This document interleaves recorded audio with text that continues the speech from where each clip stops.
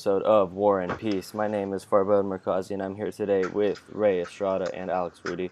And today we want to switch things up a little bit. We are debuting War and Peace's first basketball podcast, and I must say I am excited about this. How are you two doing right now? Are you guys excited as I am about this? Maybe not as excited as you are, but I'm excited. Okay, I'll take that. What about you, Rudy? I love basketball probably as much as I love baseball, so I've definitely been itching for a chance like this. I'm excited.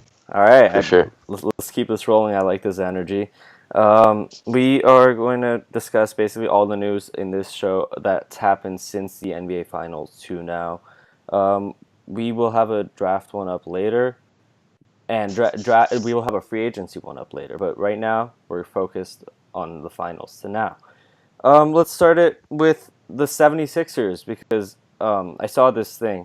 They made it clear before the draft that they want Markelle Fultz, and they went ahead, dealt a draft pick haul to the Boston Celtics for the first overall pick. And when that deal happened, I don't know if you guys saw this. This was pretty interesting.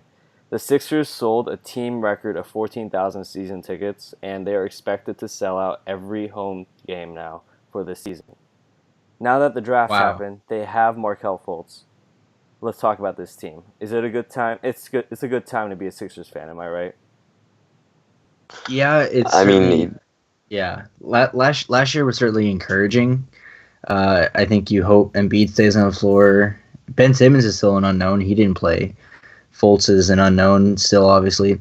I think they need a veteran. I think they have Gerald Henderson, which I guess is some type of veteran, but you can be excited. They'll certainly be flashy and fun to watch, but I think for them to really do anything, they need some veteran presence. I've seen. I don't really think. I don't really think they're going all in to win just yet because they really have no guaranteed superstars on the roster, as promising as this core is. And I love this trade for them. I thought it was a trade that they definitely needed to do and did a great job doing. I think Hinkie himself would have approved of this trade, the guy who honestly owes all the credit for the Sixers rebuild and who the NBA likely forced the Sixers to fire because and replaced by the Colangelo father-son duo because he was just tanking every year and had figured out how to rig the system. And Embiid, Fultz, and Simmons all injury risks. So I will agree with you in that I don't know if they're all in to win yet, but I also think on draft night and a little bit the days after, I was watching some shows and they were like, this is the last time you're going to see the Sixers in the top 5 picks of the draft. This is the last time. Like, the Sixers aren't going to make the playoffs for a while. I don't think so. I don't know if I agree with that. Yeah, the Sixers aren't going to make the playoffs next year. I think they're going to be a competitive team, as competitive as they'll be better, but they'll be better. But I don't for think. A while. I think these guys still need to grow. I think there's Simmons, as touted as he was out of college, as talented he still may be. I mean, we haven't seen him in the NBA yet. That's still a question mark. These guys need to grow together. They need to develop together.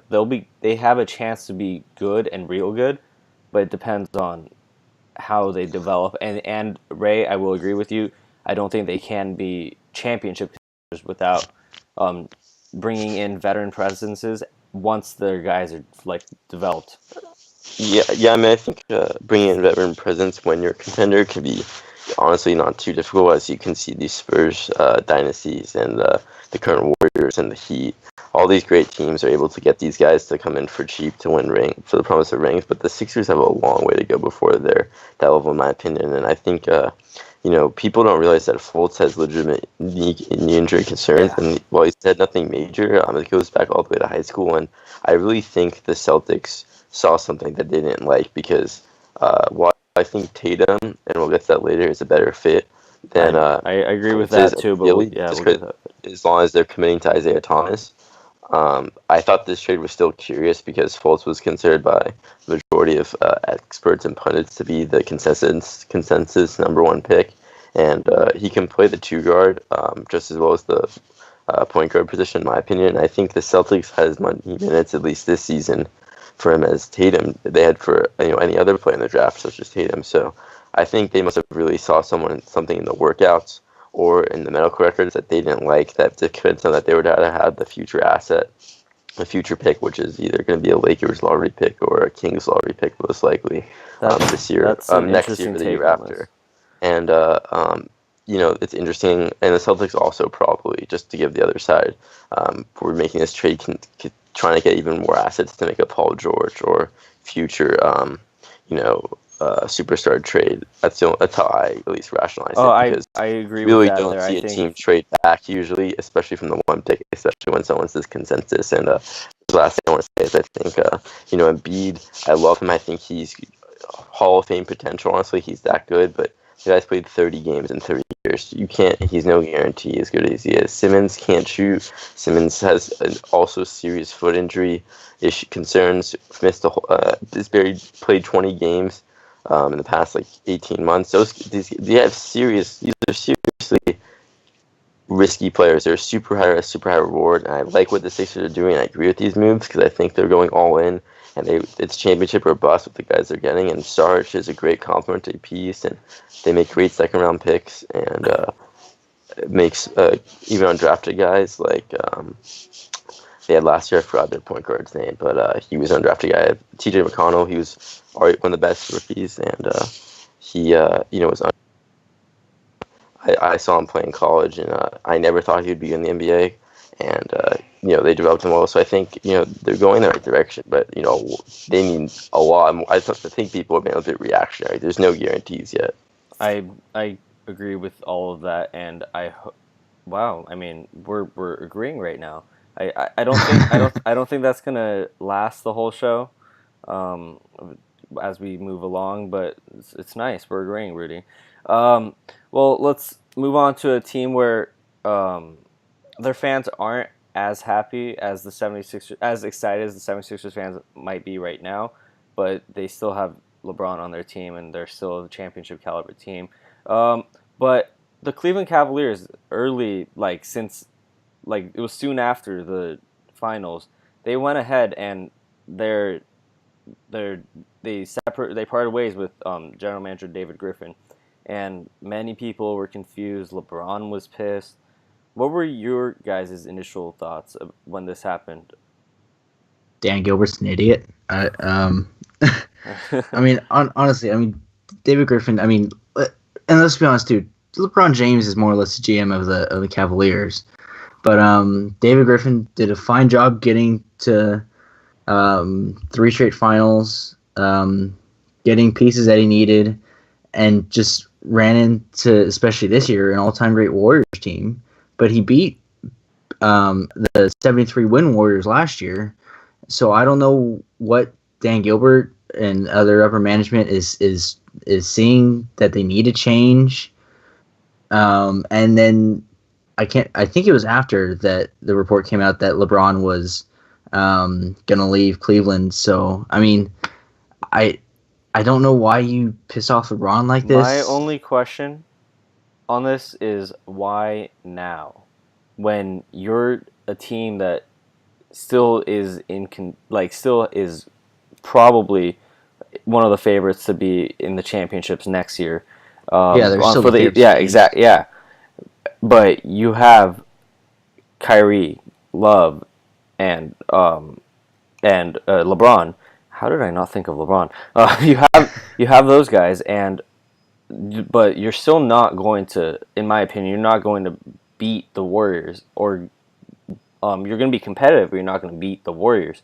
And my question is why now, when you need a general manager this summer more than ever to add pieces? And because as much as a Chauncey Billups or any new team president, general manager would do, they need David Griffin, who's been with them this whole time, to piece the team, piece the roster together, add guys together in a way for I mean, do they have a general manager right now going into free agency? I don't think so. I don't think so. Yeah, no, they So haven't announced a winner.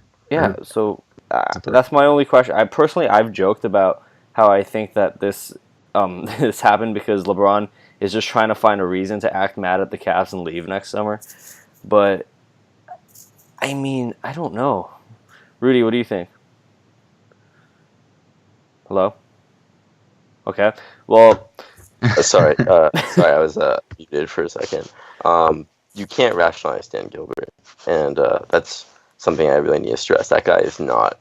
I've seen him speak live in person. He's not a man who is. You can reason like this because he thinks he's the smartest man in the room at all times, and power is extremely important to him. And this was 100% power play by him to prove that he was still the boss and he's the man in charge, and that he got LeBron that chip and he's invested a lot of money, but it's, he's still the owner and he's still boss, and he gave LeBron a lot of power for a while. And I think now that he's won that championship and now that he sees that window probably closing because of this Warriors team, he's taking some of that back, and it's incredible because David Griffin was offered like 5 GM spots over this vacant roles in this offseason, and he wouldn't let Griffin interview for any of those roles, and then he wouldn't extend his contract. And it was apparently all over just money. He really he was just being cheap because he didn't want to give him a raise when Griffin didn't make a particularly large amount of money for an NBA GM, and this guy who made 3 straight finals, regardless of what you think of LeBron being the true GM, that they have LeBron and they're great players. Griffin's still done a lot of good moves. If they haven't all worked out for the best, I mean, everyone in the media seems to consider, in the industry, respect him. He's clearly a guy who people like, and I think 2 more things that I have heard around that really interest me about the situation was, one, he's admitted at a conference, the Sun Sports Analytics Conference, which is an extremely huge. It's like the sabermetrics conference for basketball, and he admitted that there's definitely a good chance that this current team, could just be gone in a couple of seasons, and LeBron might leave again to try to win somewhere else, and Kyrie and Love are free agents in a couple of seasons, and I think that is a really legitimate possibility because LeBron, doesn't really owe anything up to Cleveland since he gave him a chip, and I think that would be pretty insane to leave, but at the same time, he's done it once before, and now he's got him a ring, so I think it's possible. And this team isn't good. There's no easy way to get them better, and they're now trying to trade Love, but a big reason I think they didn't bring Griffin back was because he's a big Love supporter, and he's got to trade for Love in the first place, and he didn't want to give him up, and sounds like they're trying to flip him for Paul George, but I don't think it's going to happen because Love's value is so low at the moment, and it's amazing, and there's just no obvious path for him to get better, considering all the high-paying contracts they give to their role players, especially like Tristan Thompson, J.R. Smith, Iman Shumpert. I think it's amazing that a team that's made 3 straight finals and should make next year's finals too, bearing some unforeseen major changes in the East, is in this much of this hectic and this insane. I mean, only the Cavaliers could pull off. Not even the Knicks, honestly, and the Sacramento Kings for their incompetency. I think could be this insane while they're good. And those teams are as bad as it comes. That's just my take on it. I agree with that. Rudy, stop it. We need to not be agreeing right now. But no, I agree with that again. I do not think that these guys are going to be Cavaliers. At least, I don't think either of these guys are going to be Cavaliers within a couple years. Anyways, so I agree with that. But all right, let's move on to another team that's trying to become a contender and challenge the Warriors in the finals. But they're a little bit lower on that development scale. But this is the Jimmy Butler deal. If you guys, I'm pretty sure you guys have heard of a guy named Jimmy Butler. This deal, the Bulls sent Jimmy Butler and the number 16 pick, who ended up being Justin Patton, for Zach LaVine, Chris Dunn, and the number 7 pick, who ended up being Lauri Markkanen. I think I'm saying that correctly. Does this deal turn the Timberwolves into a legit playoff contender now? Yes, I mean, what the Timberwolves lacked last year was defense. They lost a lot of leads late, and Jimmy Butler provides them defense. Granted, he's one guy; he can't do much, but his two-way ability, his grind, I guess, will help those young guys like Karl Anthony Towns, Wiggins, and with Rubio distributing. Although there's some rumors that the Jazz might be looking to trade for Rubio. But I think that they're a very good team. Obviously, nobody's gonna beat the Warriors in the West, but they could contend for like a 4 or 5 spot maybe if all goes well. That high? I think so. I mean, the West. I don't know. I think the West. Weird. If it was the East, I would definitely. If it was the East, I'm more confident if it was the East. But I think I wouldn't put them necessarily in the 4 or 5 spot for the West because just think of the team. The West is a very competitive. You know what I'm talking about. It's a very competitive spot, and I don't think I wouldn't put them at 4 or 5. I might drop them down a couple. I think they're certainly capable of being a playoff team. Karl Anthony Towns is just dominant. Andrew Wiggins, we know what he is, and Jimmy Butler is a great player. There's one thing that I see with Butler and Wiggins that they're not what a lot of the NBA has become, and they can't consistently make that 3 ball. They can make the 3 ball, but not consistently. Which that's where the NBA is trending right now. But either way, I think this turns the Cavs into a playoff contender. I still. You mean the Wolves, right? You said Cavs. My bad. The Cavs. We were talking about the Cavs. My bad. The Wolves. Yeah. I'm dead. My bad. No. I think it does turn the Wolves. I almost said the Cavs again. The Wolves into a playoff contender. Obviously, no one can beat the Warriors, though.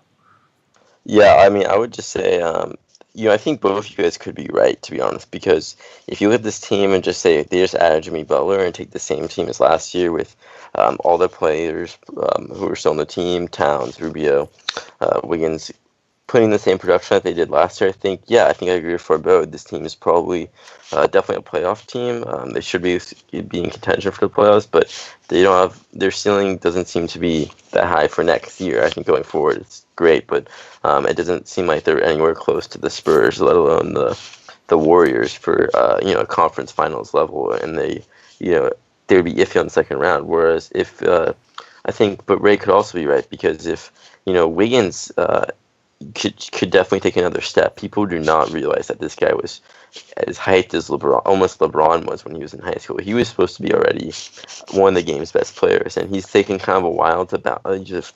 I almost forgot he was drafted by the Cavs.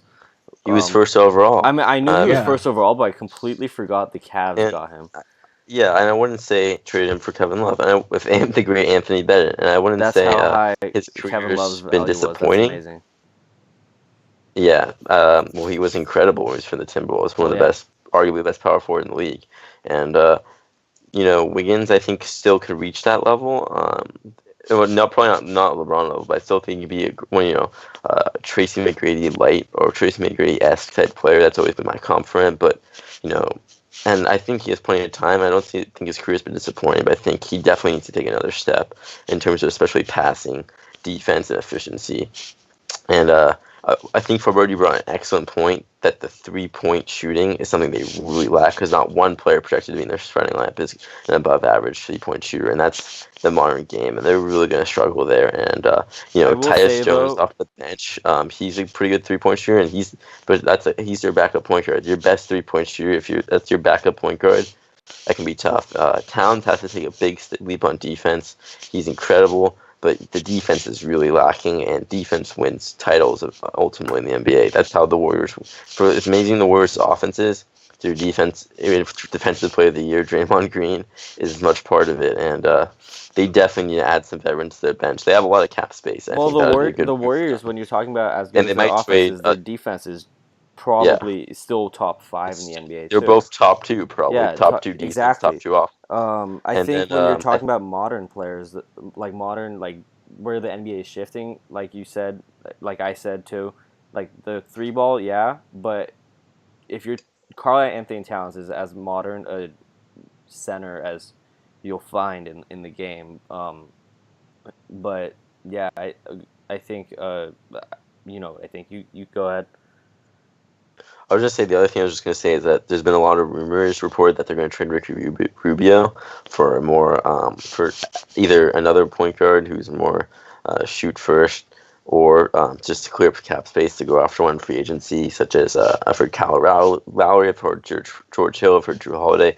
I personally think, even though those guys are all better shooters than Rubio, I think that's a mistake.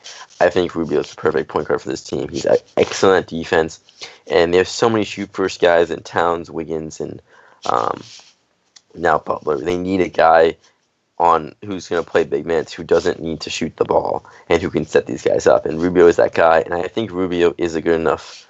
He's not a great three-point shooter, and he never will be a good shooter, but I think the fifth guy in that lineup has to be that three-point shooter. I don't think, and that right now is Gorgie Gang, and while he's a mediocre center power forward, he's definitely not a good three-point shooter. And I think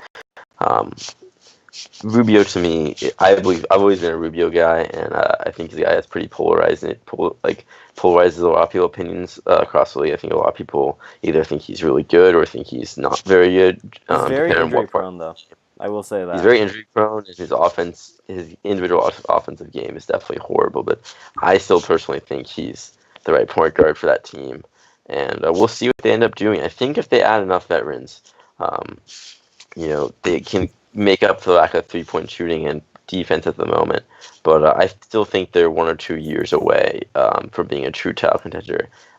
They're closer to the Sixers than they are to the Warriors.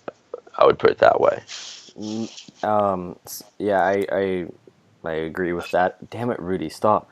But going You have to admit, we usually agree on basketball opinions. I know on basketball we do. That, I don't think we'll we agree on the next tend one. To agree. I don't think we'll agree on the next one. The Lakers, my team, they also made a couple deals. Made a deal before the draft. They traded their number 2 overall pick 2 years ago, in D'Angelo Russell, with Timofey Mozgov for Brook Lopez, and the number 27 overall pick, who ended up being Kyle Kuzma. Now, I know, Rudy, that you and I may agree and disagree somewhat on this deal. At first, I texted you, I was like, what are they doing? They're trading a good player with good upside for a salary dump. And then I thought about this. The NBA is a salary cap league. In salary cap leagues, a bad contract is arguably one of the worst things a general manager can deal with. They dumped $50 million and opened up a number of free agent possibilities. If Magic Johnson and Rob Pelinka, the general manager, tinker with the roster a little bit, they have enough money for two max contracts to put alongside Russell's replacement, Lonzo, with Ingram, and then do what you want with Julius Randle and Clarkson. I think this deal gives the Lakers a better chance now that they've dropped arguably the worst contract in basketball. I don't think the Lakers... I mean, depends on what they do in free agency. I think it gives them a much higher chance in free agency. And as much as I've disliked what Magic has said in years past, sometimes, and as much as he's been wrong in years past, if you just check out his tweets, sometimes he's just very wrong on some players. And we don't know what Lonzo Ball is going to be either.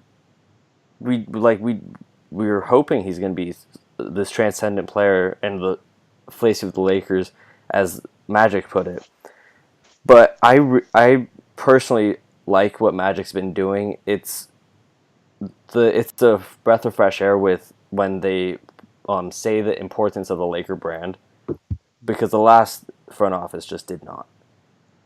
I know, Rudy, you might disagree with me on the Yeah, on the I deal. definitely diagree with you. I don't know if Ray wants to go first, but I definitely have a different. you can go ahead. I'll let you take this one, Rudy. So you mentioned, first of all, that's a salary cap league. That's true, but it's not $15 million from one season. Oh well, no, I know that. It's $50 million total, and I still think you have the worst money. contract in the league in Luau Deng still on the roster, because Mozgov is still an okay, serviceable NBA center.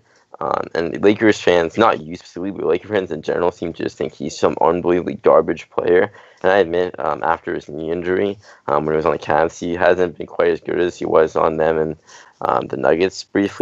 But I mean, there are worse players than him in the NBA still making big bucks. Josh Smith is still on the Pistons cap, and he doesn't even play for them, just for example. But I think it's an insane premium to pay just to dump a contract, and you always could have waited until a free agent was available and about to sign to trade him. In my opinion, I thought it was pretty hasty. I think it is a very risky deal. Like I think that's where we would agree on.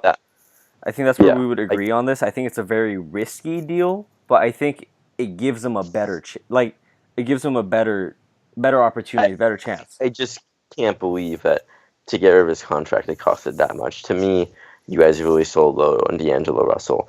You do not. That's just to give up on a number 2 overall pick who is still only 21 years old that quickly when the first season you had to play in Kobe's bullshit last season, which everyone enjoyed, but come on, that's a terrible environment for a young guard to be developing in.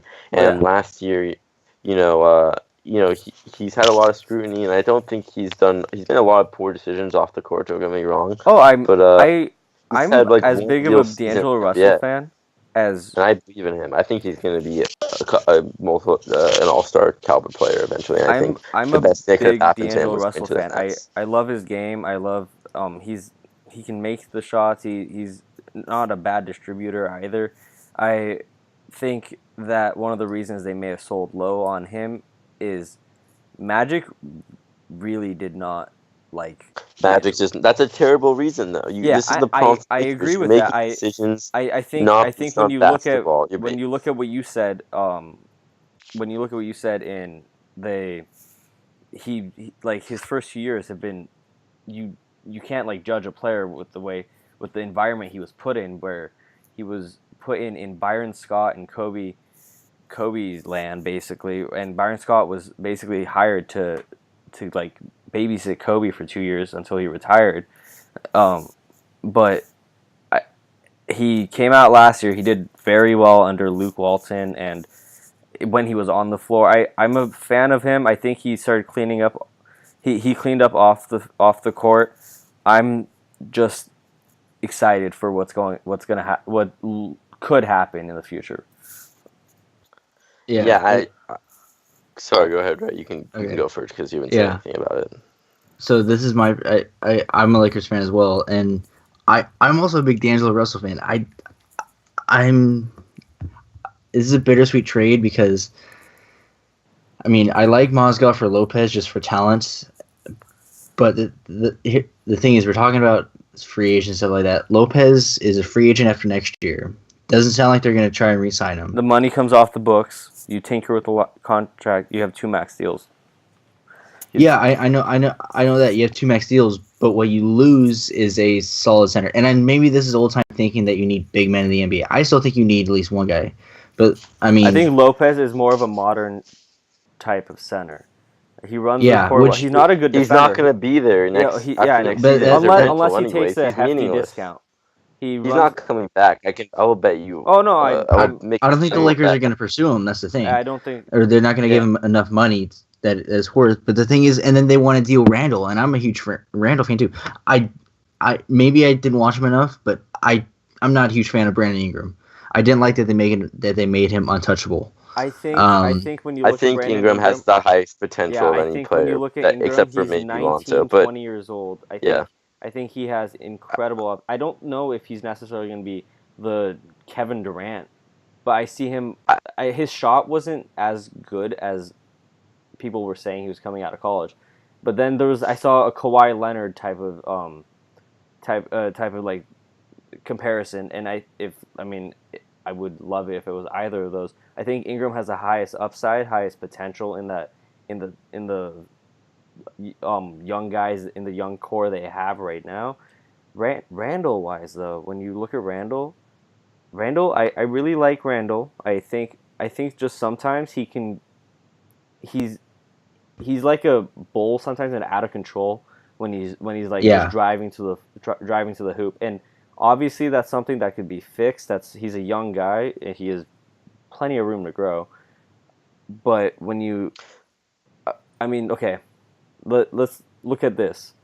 If you guys, if you guys were the Lakers right now, and the Pacers were fine with a deal for Randall and the picks before this was if this was before the draft and the Pacers were fine with the deal, Randall and the 27-28 and Clarkson, would you take that? 1,000%. Yeah, I would take Clarkson that. is As much as I like bad. Randall, I would take that. Clarkson, yeah, I mean, And Clarkson's maybe contract comes off too. yeah. I'm not a Clarkson fan at all. I'm Really? sorry I'm if not. you guys are. I think he's the guy I would have tried to trade away Clarkson with averaged 15 points Mozgov. last year on 45% shooting. But I'm wondering you're whether paying him a lot of money when he's never getting any better. He's a backup. He's a bench guard, and he doesn't play any defense. And he's for everything that people say about D'Angelo Russell off the court. I don't think Clarkson's any better. He's not better. And, He just hasn't made headlines. And I mean, he's made TMZ headlines, whatever that means. But I think just to talk about Randall a little bit. I think he's very skilled, and he's a talented guy. But he just he was born like 15 years late. He's just his type of power forward, which is an offense. It's a dying position. Scoring first. It's a dying type of power forward.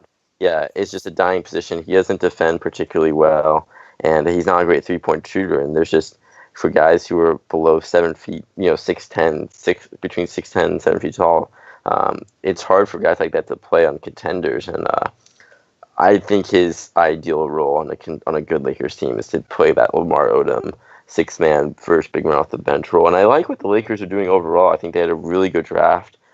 Getting Hart. I agree with that. yeah. Super underrated, and they got one other rookie. I think they had one other pick, right? They ended up trading that pick to get Hart. So they ended up with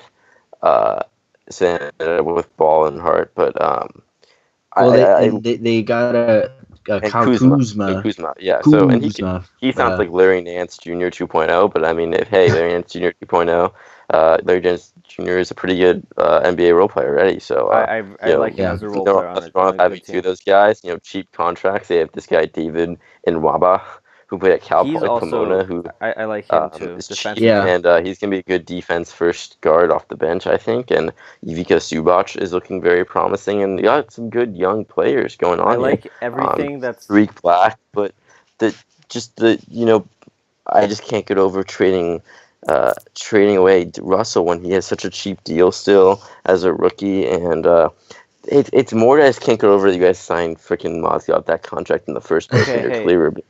And that's not Magic and that's not Magic fault. and Pelinka. That's Bus's fault. Jimmy Bus. Yeah. I don't think Kupchak would have done that because Kupchak's a pretty smart GM in my opinion. But Kupchak's kind of that I don't know how to describe it, but he basically knew what was going on. He's like the Republicans in Congress right now. He knew what was going on and did nothing to stop it. So they're just he's just as guilty. I think Kupchak but I think Kupchak was kind of. This is a completely different conversation. I think Jim Buss was the reason everything was happening. Also, Kupchak is a wonderful general manager. He was kind of he got the short end of the stick. Obviously, do you also know? Just think about this: who was in the organization when Mitch Kupchak was making good deals? Jerry West. And when Jerry West left, so Mitch Kupchak maybe. It got too much credit for early in his career when Jerry West was there. But I mean, to say about the later picks, Josh Hart, I like Kyle Kuzma. I can't remember the other. I think they had another pick that they picked themselves. It might have been traded away. I'm not sure. But I'm not gonna Thomas Bryant. Thomas Bryant. Yeah, that is the other guy. I'm not gonna invest in too much yet because I'm not sure whether they'll last the offseason. If they are going to pursue Paul George in a trade, those could easily be trade chips. Multiple of those picks. The more the Pacers wait to trade him, the less leverage they have, and the less value he has, because the more games he plays in the Pacers uniform is the less games he plays in another team's uniform. He really screwed them. Oh, completely. He screwed the Pacers so bad. Completely. I think if I was another team, I know it's off topic, but I really lost a lot of respect for him. If I were another team and I was looking to trade for him, I would only trade for him if I was lowballing them on the offer like completely and I won it easily, or if it was a sign and trade. I mean, he's really treating the Pacers like they're like the Kings or something, where like they disrespected him for years and treated him terribly. Oh, yeah. I mean, they made the conference finals back-to-back years, only like 3 seasons ago, or 2 or 3 seasons ago. I mean, he's been on some pretty good. He's almost made the finals twice with them. I mean, I'm just saying. I mean, I know Paul George wants to go to LA, and I know this Pacers team they're going nowhere, and I think LA is the right fit for him. But he's had a lot. He's had some off-the-court stuff too. That isn't very pretty. I don't think he honestly is the best head on his shoulders. Honestly, I don't want to be too reactionary, but for once, just all these things going together, he seems like a guy who kind of has a bigger ego than he really deserves. As good as he is, he's a great player, but I mean, he isn't good enough to be the best player on a Lakers team that wants to win champions. That I'm confident about. No, I'm more excited for when LeBron's likely going to come in 2 years. I don't see that happening. If that I don't know if you saw this. He said he's never going to be a Clipper. Yeah, and he has a house in LA and wants to be. Yeah, I think it's possible. I don't know. I think it's more than likely that he signs with the Lakers. It's going to be. He's going to have another year under his belt. Probably not another championship unless he pulls out a miracle. I think a championship is the only thing that keeps him in Cleveland. I think with all this going on in Cleveland right now, I think unless he wins another championship, he's not going to stay in Cleveland. Dan Gilbert is too toxic. And even if he wins the championship, he could very well leave too. Yeah, still, I mean, just go. Yeah, and I think he'll be. Who knows how he survives this year if his body really starts to break down, and I think he'll want to just ride it out with one of the top 2 franchises in the one of the top brands in all NBA. On all sports. In all sports, yeah. I think I'm gonna finish off the Lakers thing. I think obviously there's different opinions on this deal. But overall, since Rob Pelinka and Magic have taken over, like I said earlier, I've appreciated a lot of what they have done because I'm more excited about the Lakers now than I had been before because I had no trust in the previous front office. Jim Buss was I just didn't trust them to like that they were doing it for the Lakers. But right now I think Magic understands the Laker brand and is trying to bring back a winning team. But that being said, Rudy, Ray, I'm going to go on a small little quick rant, not about the Lakers. Do you guys mind? I don't care. Phil Jackson, have you heard of him? Don't why are you the one ranting? I should be the one because ranting. I'm going to let you rant too. So okay. Within the last couple of weeks, he said this word. We've been getting Wait, I have breaking news. Knicks and Phil Jackson, just because you brought him up, expected to part ways tomorrow morning. Oh my God. It's unbelievable. That has to change your rant. That's the best news I've ever heard in my entire life. Is that right now? I just got that. Okay, can I still rant though? Go ahead. All right. So in the last 2 weeks, he's been saying these words. We've been getting calls. As much as we love this guy, we have to do what's best for this club. And he said that about Kristaps, right? This guy came on in 2014, and the Knicks won 54 and 37 games the 2 years prior. He basically tore the team down to rebuild. Thought, all right, let's be good in 3 to 5 years, contend like within that time. His team won 17 games his first year. Now, here we are. What 3-4 years since then? The team won 31 games last year. He's poorly handled Carmelo. He's this Kristaps drama. I mean, like he's basically other than the breaking news, this was what I was gonna say before, but he basically just fucked the Knicks over, and I don't understand how you were dealing with this, Rudy, because he's basically I wasn't dealing with it. He's basically like tearing down the team again. If the Melo is traded, because Melo right now is considering a buyout with the Knicks. Yeah. And if Porzingis is traded, because Porzingis, I think Well, now I don't think he's getting I don't think traded. Porzingis is going to get traded, but if he was traded, he would have like tore the team down again. And you're telling me that someone would have assassinated Phil Jackson. Absolutely. No, the thing is, you're telling me that you're going to tear the team down when you show up to be good in 3 to 4 years. In 3 to 4 years, you're going to tear the team down again. Yeah, so can I just... I'm sorry, but I can't hold it back any longer. I've been a lifelong Knicks fan. I'm sorry, Ray, too, but I just have to.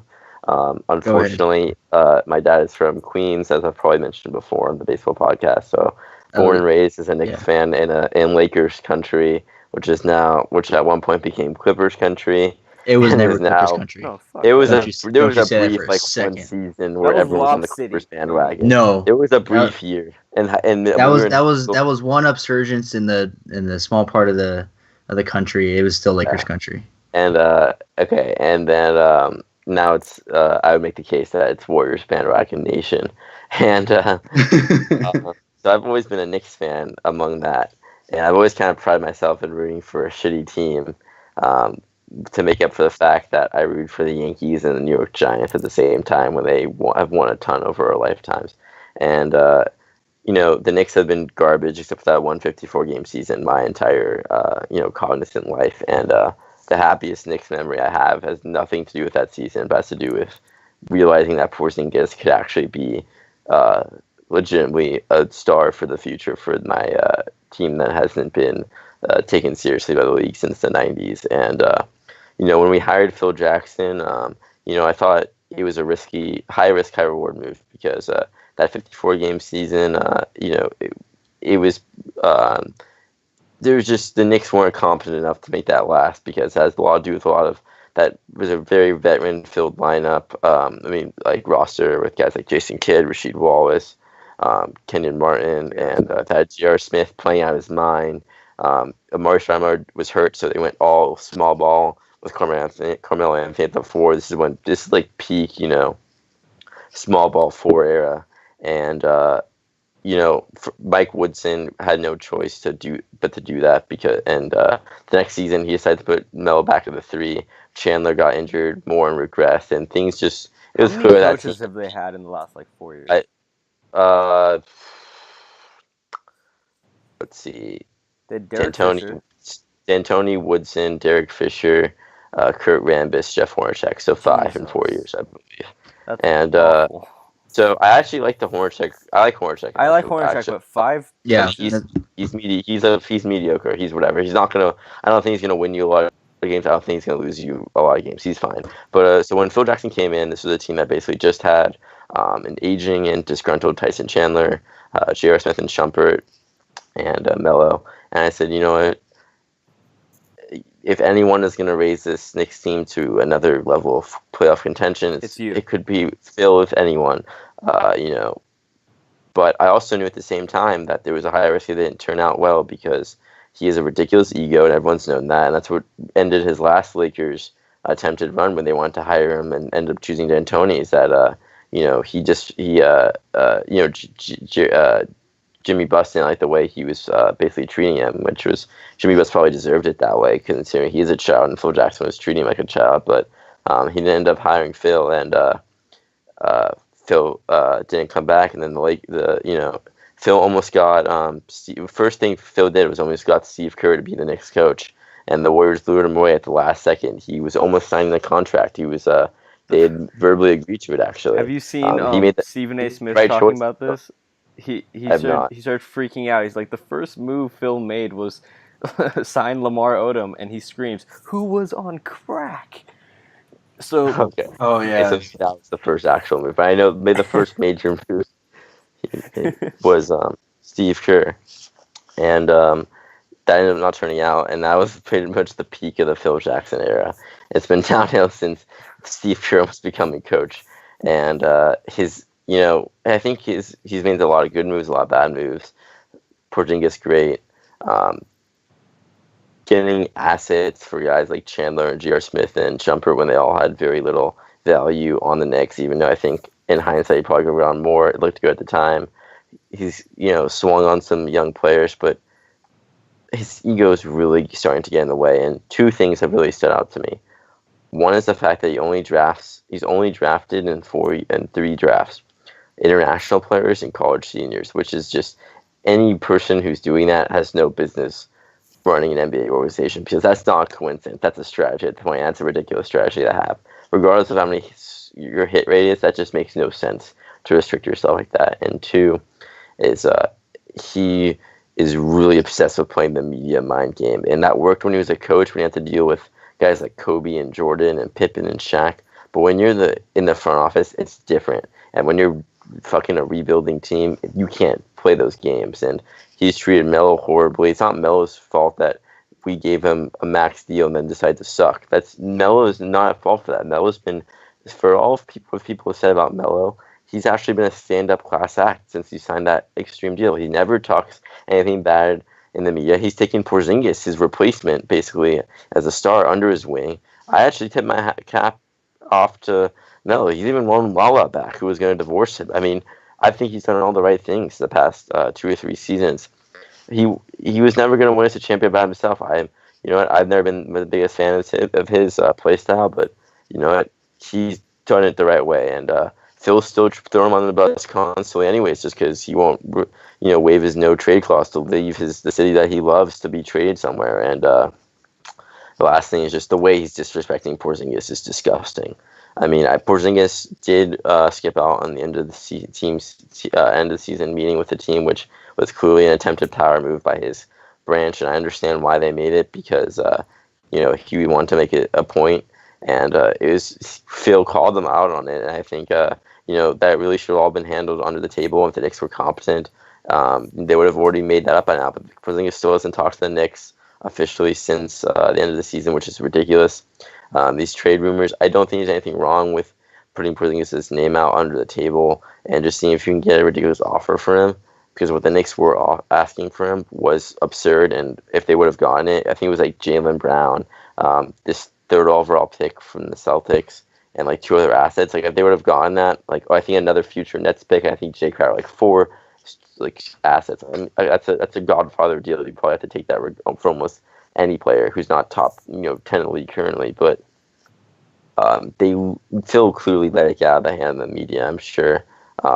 He leaked as much as Porzingis camp leaked a lot of this stuff, and I'm sorry, I'm out of breath, and I'm glad it's finally it's over, because it's just he creates so much drama between trying to stir the pot with the triangle, just constantly forcing it when we don't have the players, and no one in the NBA can play that way anymore unless you have the perfect roster. And I read a tweet the other day from Zach Lowe, who's one of the most dependable sources in the NBA. He said that free agents are scared to even consider. They won't even consider the Knicks as a destination because they just can't deal with the toxic environment. They're the top team in New York, and how could they be a better?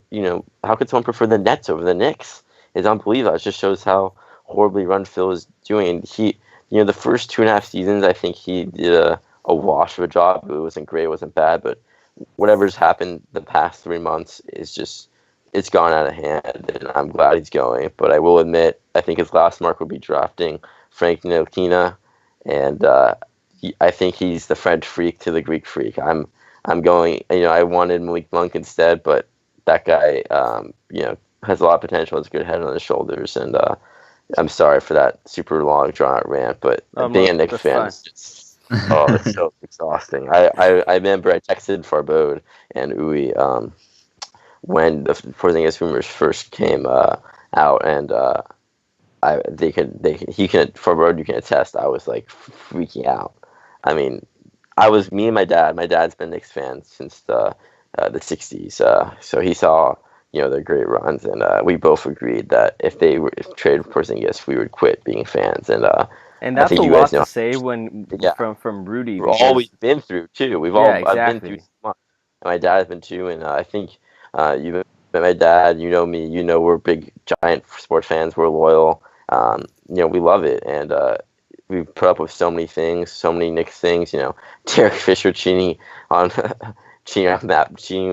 Matt Barnes' wife, to Eddie Curry, to the Isaiah Thomas sex scandal, to Amari Stoudemire bathing in wine and believing he's Jewish. The list just goes on and on. There's endless. And to throwing out fucking club legend in getting arrested this season, Charles Oakley. There's always something, and this would have been the last straw, and I'm glad it looks like there's finally at least a temporary solution. And knowing the Knicks will probably hire someone even more incompetent to replace Phil, but I do think it's fascinating that James Dolan, who is famous for being the most incompetent owners in the Knicks, in sports, the Knicks owner, looks like he's finally got fed up with Phil. And I think the one thing about Dolan is that guy spends a lot of money, and he's really sensitive to pressure from media and fans, and he takes a long time to react to it, because once he finds a guy that he likes, like Phil,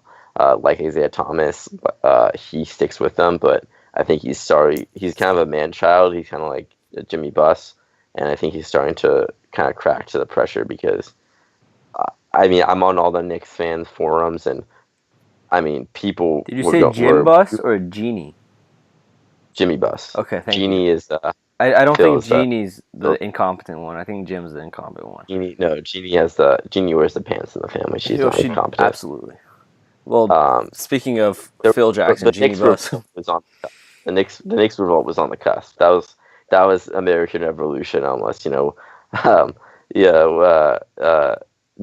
taxation without representation. We were getting. People were freaking out. I'm sorry to rant so long about it, but yeah.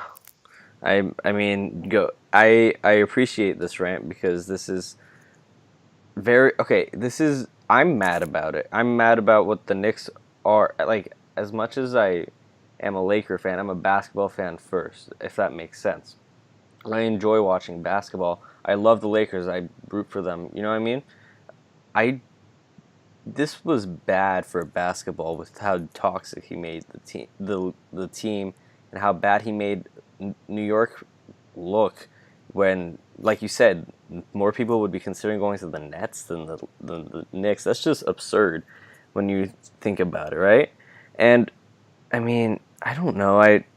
You can rant all you want about this. You're lucky that he's gone now, and yeah. But speaking of draft picks, like you brought up Needle Kina, or however you say his name, right? Yep. How the NBA draft was last Thursday, and honestly, through the first for the first 5 or so picks, there were a couple that I thought may have gone the other way, but for the most part, I thought it was as predicted. Fultz to the Sixers, Lonzo at 2. I thought the Celtics might have drafted Josh Jackson. I think Tatum's a great fit for them, because Jaylen Brown's he's the shooter to Jaylen Brown's defense. And they already have a lot of guys like Jaylen Brown and Jay Crowder, and not Josh Jackson. They have Jaylen Brown and Jay Crowder. Yeah, exactly. That's what I was similar to Josh Jackson. Say. And Jason Tatum is the shooter to that. And he's a very polished shooter. He's, as a lot of people say, he could be the best shooter in that draft, or at most NBA ready shooter in that draft too. Were there any picks that you guys were surprised by that went too early, or any steals or so? The first, Ray, I'm sorry I keep on talking first. I'll definitely give you your time. The first 6 picks I thought were really straightforward, because all those guys were projected to kind of go in those spots, and those are all perfect fits for those teams in my opinion.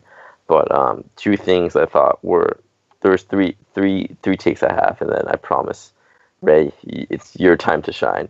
I think Lauri Markkanen, number 7, was way too high. Really? That guy cannot play defense or rebound, and he's 7 feet tall, and all he can really do well is shoot. In my opinion, he's just the next Channing Frye or Ryan Anderson. Although he gets a lot of Dirk comparisons, I don't think there's any chance he's ever as good as Dirk unless he really drastically improves and rounds out the rest of his game. Because to me, the Bulls also, why do they even need him? They already have Nikola Mirotic, who's about a 3-year older version of him, same type of player, who was supposed to be incredible when he played in Europe. He was really highly touted. And I think, when we talk about Butler too, we really need to talk about the Bulls side of that. I mean, Levine coming off an ACL tear and terrible defense done, a 23-year-old point guard who had a terrible rookie season, and Markkanen, a guy who, I don't think will ever play a major role in an NBA Finals, because if he played in this Finals for either team, they wouldn't have been able to play him. As you saw, like Fry didn't play at all because it was just terrible defense and rebounding. Those are three super risky guys who I don't know if any of those guys are really good enough players to be true big contributors on contenders. I thought it was just a pretty incompetent trade, in my opinion, for a team as front office that really the past 3 years has been awful after doing an incredible job drafting, creating that first team that with Rose, Dang, and Noah that was just unfortunately drifted by injuries. I thought it was kind of surprising that the Bulls would have dealt with Thibodeau, because they had a pretty nasty breakup. And the other thing that's really interesting is that they sold the pick for $3 million, and the Bulls are one of the richest teams in the league. Yeah. And they sold the 30th pick to the fucking Warriors.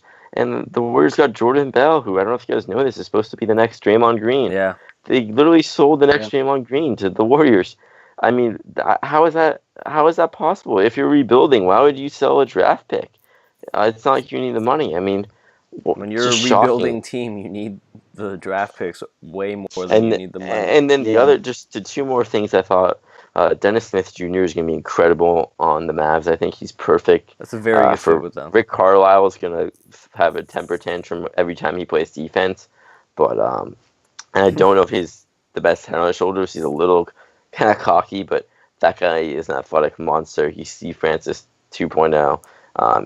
He is a beast.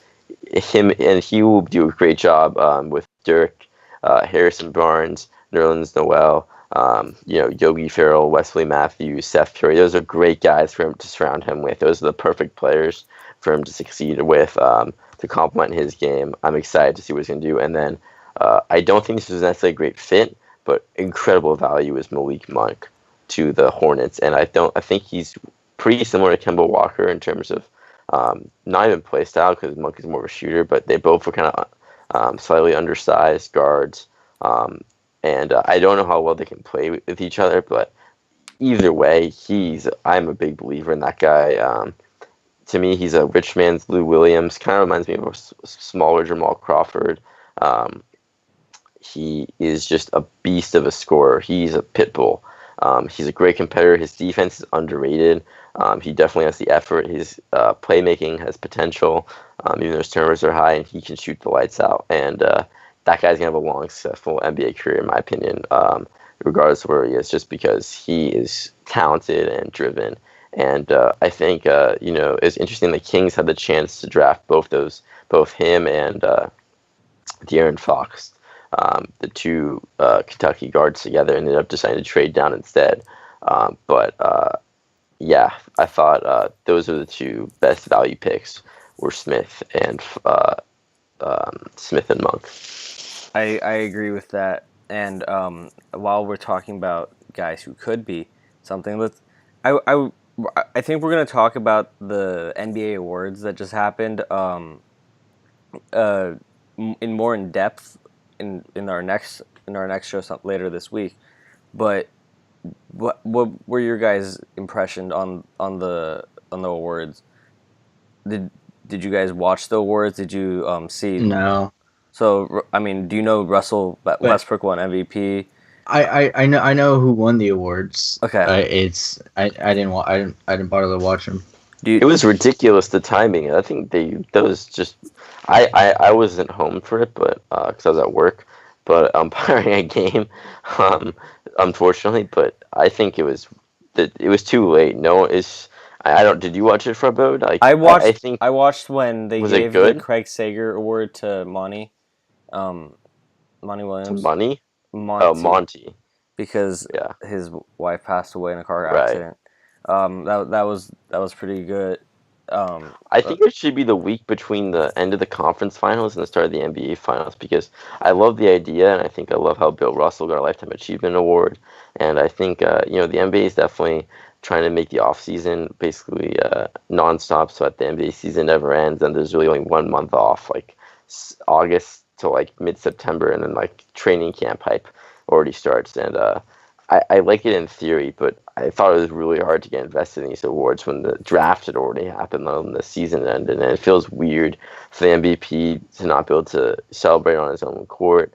And also, some of the like voting results were bizarre. I know it has nothing to do with the show, but like some of the guys that have ballots are incompetent. They're almost as bad as some of the Hall of Fame MLB Baseball Writers of America ballots that guys are allowed to give out. Isaiah Thomas got an all defense, but which is absurd. I mean, I love that guy as much as anyone, but he's a horrific defender. There were so many egregious things like that. I mean, Yeah. I think. Would you think of I don't know. Sorry, kind of spaced out. Would you think of the six man? That Eric Gordon. Yeah. I think it was. I mean, What's wrong with that? No, because Lou Will also put up. Gave him a fight for it. Draymond too. Lou Will also played on the. Lou Will also started a lot though for the Lakers. Lou Will also played on the Lakers too, and they don't usually give six-man awards to non-playoff guys who spend a lot of time on non-playoff teams. I'm not saying Gordon doesn't deserve it. Right. Right. No, I know. Yeah. No, I think watching it itself, I liked Westbrook's speech. Westbrook certainly deserves it too. Yeah, I don't know. We're gonna go more in depth in I think Draymond deserved Defensive Player of the Year as well. Yeah. I think maybe Kawhi is in a vacuum better, but Kawhi had a huge offensive burden this year, and you could definitely tell his defense on a play-by-play basis dropped off a little bit. And then Draymond is incredible. I think I think he's a pretty controversial guy, and rightly so. But come on, you can't disrespect his defense. I mean, he's the best defensive player on the best team in the league that has a top defense that steamrolled the playoffs in the regular season. I mean, it was time to give him that award. I thought the other one last thing, the Coach of the Year, I thought was kind of interesting. I don't know if I would have given it to D'Antoni. I would have given it to Popovich personally, but I think Popovich is kind of like how LeBron should always win MVP. Do you not think D'Antoni did that to Harden though? Like turn him into like maximize what he. That's just the system. They also That's just the system. Yeah, they also lost Game 6 at home when Kawhi wasn't even playing against the Spurs by like 25. Like that, I know that the vote took place before the playoffs, but like, yeah, I agree. Like D'Antoni deserved a lifetime Coach of the Year award because he revolutionized modern basketball with 7 seconds or less in the pick and roll offense and four shooters out. But this specific season, I don't know. I mean, this team was just another D'Antoni team. Yeah. I think it was smart. Great regular season, poor playoff performance. I think it was smart putting Harden at point guard. I agree with you. That was great. He was arguably the MVP. I personally thought he should have been the MVP. I've kind of come around back to Westbrook, but he definitely had a great case for it. And, he's a great coach, but I think it's interesting. I would have given it to Stevens or Popovich or Spoelstra even. I would have been happy with it because I think any of those four guys probably deserved it. You can make the case for it this year. Yeah, with D'Antoni, we've seen it too many times. He's gotten, especially with the Suns teams, he's gotten them to the playoffs with like all-time offenses, and then can't do anything with that because they have all-time bad defenses. And so when you look at Harden's stats, how he's improved, it's all a system. I mean, granted, Harden still got to make shots, but he's handling the ball most of the time. And people try to knock Westbrook for triple doubles that he shot way too much and so that. But Harden got a lot of shots too, and his was a lot of volume shooting. Granted, it was more efficient than Westbrook's, but D'Antoni winning Coach of the Year, which is odd, because I mean, it's just his system. That's what it does. It creates great regular season offenses, and then can't win it, and then can't win in the playoffs. I mean, that is a way to look at it. I just think that what Rudy said. I think the lifetime coach of the year thing. That's kind of funny. That's kind of interesting because he has, in a way, revolutionized the way basketball works. he gave basketball one of the first steps in the modern day basketball that we have right now. Um, that being said, I think Pop deserved it. The thing is, when a lot of this year, a lot of the finalists, all of them deserved it. It like, I mean, when you look at the MVP, James Harden deserved it. Westbrook deserved it. Kawhi, if it was any other season, he would have like LeBron, Curry, even Durant, if you played more yeah. games, I you can make the case this was the best NBA season ever. In my I opinion, scoring is probably disappointing as the playoffs were. I think this regular season was unbelievable. I think I will agree again with you there. But Nice. best NBA season ever. I think we'll end this on a podcast.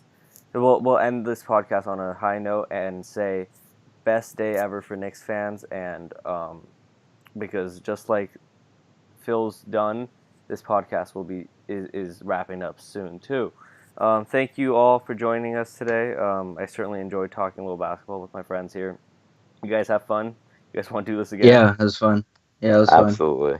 Um, Hopefully with less ranting next time. I mean, ranting's not a bad thing. Ranting always has its has its reasons, and it's fun to talk basketball. I mean, we certainly love any feedback here at the War and Peace. You can give us feedback by tweeting us at WPB_podcast. You can check out our website. The link will be below. You can comment below. You can find a carrier pigeon and write to us any way you want. Just please give us feedback. We're not begging, but we kind of are. I want to say again, thank you for joining us. Do either of you guys have anything else you want to say, or yeah? No. All right. Well, I mean, I'll go ahead and say peace.